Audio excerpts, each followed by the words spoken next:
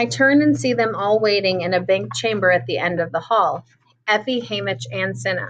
My feet take off without hesitation. Maybe a victor should show more restraint, more superiority, especially when she knows this will be on tape, but I don't care. I run for them and surprise even myself when I launch into Hamish's arms first. When he whispers in my ear, "Nice job, sweetheart," it doesn't sound sarcastic. Effie's somewhat teary and keeps patting my hair and talking about how she told everyone we were pearls. Cinna just hugs me tight and doesn't say anything. Then I notice Portia is absent and get a bad feeling. "Where's Portia? Is she with Peta? He's all right, isn't he? I mean, he's alive," I blurt out. "He's fine. Only they want to do your reunion live on air at the ceremony," says Hamish. "Oh, that's all," I say. The awful moment of thinking Peta's dead again passes. I guess I'd want to see that myself. "Go on with Cinna. He has to get you ready," says Hamish. It's a relief to be alone with Cinna, to feel his protective arm around my shoulders as he guides me away from the cameras, down a few passages, into an elevator that leads to the lobby of the training center. The hospital, then, is far underground, even beneath the gym where the tributes practice tying knots and throwing spears. The windows of the lobby are darkened, and a handful of guards stand on duty. No one else is there to see us cross to the tribute elevator. Our footsteps echo in the emptiness, and when we ride up to the 12th floor, the faces of all the tributes who will never return flash across my mind, and there's a heavy, tight place in my chest. When the elevator doors open, Venia, Flavius, and Octavia engulf me, talking so quickly and ecstatically I can't make out their words. The sentiment is clear, though. They are truly thrilled to see me, and I'm happy to see them too, although not like I was to see Cinna. It's more in the way one might be glad to see an affectionate trio of pets at the end of a particularly difficult day. They sweep me into the dining room, and I get a real meal: roast beef and peas and soft rolls, although my portions are still being strictly controlled, because when I ask for seconds, I'm refused. "No, no, no, they don't want it all coming back up on the stage," says Octavia, but she secretly slips me an extra roll under the table to let me know she's on my side. We go back to my room, and Cinna disappears for a while as the prep team gets me ready. "Oh, they did a full body polish on you," says Flavius enviously. "Not a flaw left on your skin." But when I look at my naked body in the mirror, all I can see is how skinny I am. I mean, I'm sure I was worse when I came out of the arena, but I can easily count my ribs. They take care of the shower settings for me, and they go to work on my hair, nails, and makeup when I'm done. They chatter so continuously that I barely have to reply, which is good since I don't feel very talkative. It's funny because even though they're rattling on about the games, it's all about where they were or what they were doing or how they felt when a specific event occurred. I was still in bed. I had just had my eyebrows dyed. I swear I nearly fainted. Everything is about them, not the dying boys and girls in the arena. We don't wallow around in the games this way in District 12. We grit our teeth and watch because we must, and try to get back to business as soon as possible when they're over. To keep from hating the prep team, I effectively tune out most of what they're saying. Cinna comes in with what appears to be an unassuming yellow dress across his arms. "Have you given up the whole girl on fire thing?" I ask. "You tell me," he says, and slips it over my head. I immediately notice the padding over my breasts, adding curves that hunger has stolen from my body. My hands go to my chest, and I frown. "I know," says Cinna before I can object, "but the game makers wanted to alter you surgically. Hamish had a huge fight with them over it. This was the compromise." He stops me before I can look at my reflection. "Wait, don't forget the shoes." Venia helps me into a pair of flat leather sandals, and I turn to the mirror. I am still the girl on fire. The sheer fabric softly glows. Even the slight movement in the air sends a ripple up my body. By comparison, the chariot costume seems garish, the interview dress too contrived. In this dress, I give the illusion of wearing candlelight. "What do you think?" asks Cinna. "I think it's the best yet," I say. When I manage to pull my eyes away from the flickering fabric, I'm in for something of a shock. My hair is loose, held back by a simple hairband. The makeup rounds and fills out the sharp angles of my face. A clear polish coats my nails.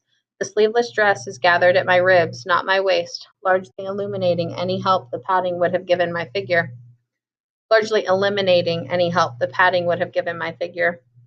The hem falls just to my knees. Without heels, you can see my true stature. I look, very simply, like a girl, a young one, 14 at the most, innocent, harmless. Yes, it is shocking that Cinna has pulled this off when you remember I've just won the games. This is a very calculated look. Nothing Cinna designs is arbitrary. I bite my lip trying to figure out his motivation. I thought it'd be something more sophisticated looking, I say. I thought PETA would like this better, he answers carefully. PETA? No, it's not about PETA. It's about the Capitol and the game makers and the audience. Although I don't understand Cinna's design, it's a reminder the games are not quite finished. And beneath his benign reply, I sense a warning of something he can't even mention in front of his own team. We take the elevator to the level where we trained. It's customary for the victor and his or her support team to rise from beneath the stage. First, the prep team, followed by the escort, the stylist, the mentor, and finally the victor. Only this year, with two victors who share both an escort and a mentor, the whole thing has had to be rethought. I find myself in a poorly lit area under the stage. A brand new metal plate has been installed to transport me upward. You can still see small piles of sawdust, fresh paint. Cinna and the prep team peel off to change into their own costumes and take their positions, leaving me alone. In the gloom, I see a makeshift wall about 10 yards away and assume PETA's behind it.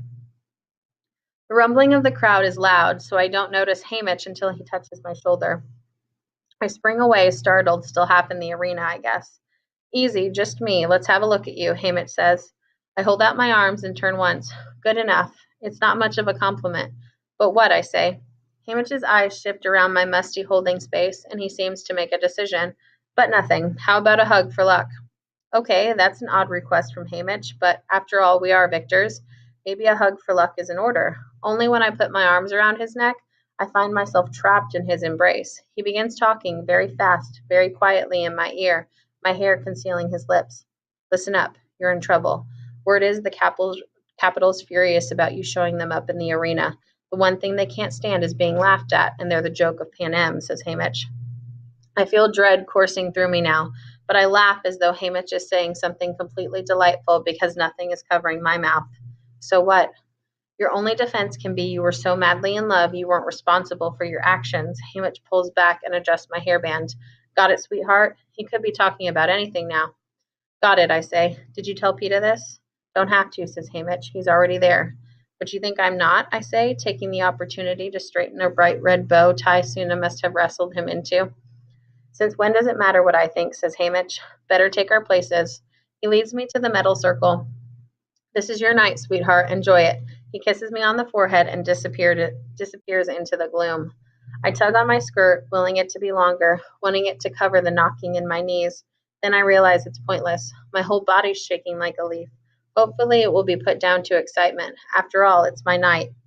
The damp, mouldy smell beneath the stage threatens to choke me. A cold, clammy sweat breaks out on my skin, and I can't rid myself of the feeling that the boards above my head are about to collapse, to bury me alive under the rubble. When I left the arena, when the trumpets played, I was supposed to be safe, from then on, for the rest of my life. But if what Hamish says is true, and he's got no reason to lie, I've never been in such a dangerous place in my life. It's so much worse than being hunted in the arena. There I could only die. End of story. But out here, Prim, my mother, Gail, the people of District 12, everyone I care about back home could be punished if I can't pull off the girl driven crazy by love scenario Hamish has suggested. So I still have a chance, though.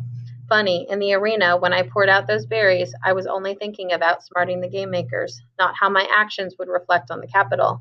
But the Hunger Games are their weapon, and you're not supposed to be able to defeat it. So now the Capitol will act as if they've been in control the whole time, as if they orchestrated the whole event, right down to the double suicide. But that will only work if I play along with them. And PETA will suffer too if this goes wrong. But what was it Hamish said when I asked if he had told PETA the situation? That he had to pretend to be desperately in love? Don't have to. He's already there. Already thinking ahead of me in the games again and well aware of the danger we're in? Or already desperately in love? I don't know. I haven't even begun to separate out my feelings about PETA. It's too complicated. What I did as a part of the games, as opposed to what I did out of anger at the Capitol, or because of how it could be viewed back in District 12, or simply because it was the only decent thing to do, or what I did because I cared about him. These are questions to be unraveled back home in the peace and quiet of the woods when no one's watching, not here with every eye upon me, but I won't have that luxury for who knows how long, and right now the most dangerous part of the Hunger Games is about to begin.